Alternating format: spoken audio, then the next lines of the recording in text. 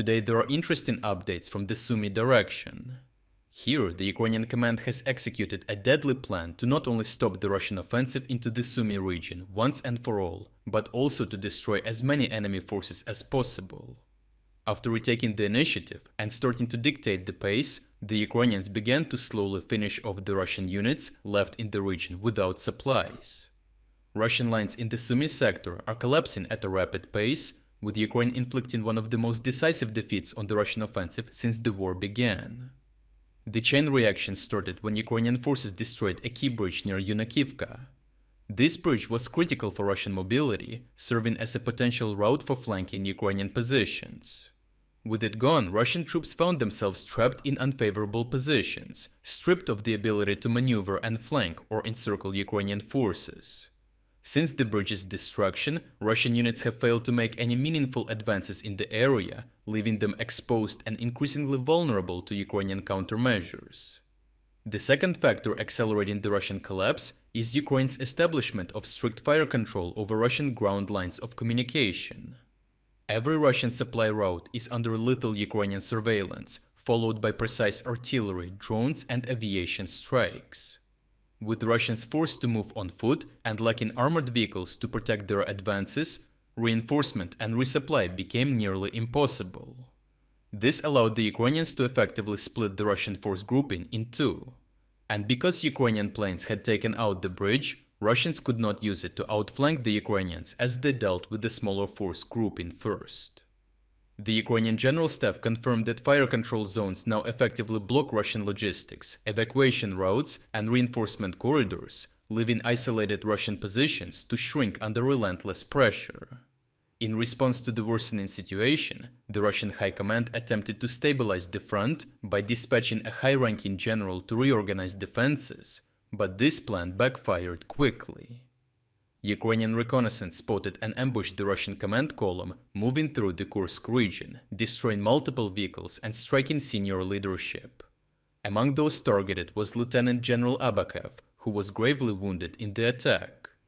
Intelligence sources confirmed that he was evacuated to Moscow, where doctors amputated his arm and leg. The loss of such a high-ranking officer in the middle of a crisis further cripples Russia's ability to coordinate, delaying its already faltering attempts to restore cohesion to the front line. With the smaller Russian foothold in the northwest steadily collapsing, Ukrainian forces can soon slowly start pressing toward the larger concentration of Russian troops northeast of Sumy, striking from multiple flanks. Russian military bloggers admit that the loss of Yunakivka marked a turning point, as Ukrainian units are pressing deeper, spearheaded by special operation forces and backed by waves of FPV drones that shred Russian positions and prevent any attempt to regroup. Geolocated Ukrainian footage confirms operations by at least a dozen different units, including artillery crews executing pinpoint strikes, grenade launcher operators engaging entrenched enemy troops, and soldiers conducting both precision attacks and disruptive raids behind enemy lines.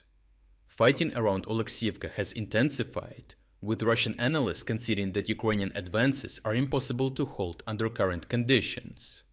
Reports indicate that Russian logistics have completely broken down, with food and ammunition unable to reach frontline troops, with supply drops from Russian drones rare and in between. In just the northwest sector, Russian losses in the last days are estimated at 334 killed and more than 550 wounded, a catastrophic toll that has gutted local combat effectiveness.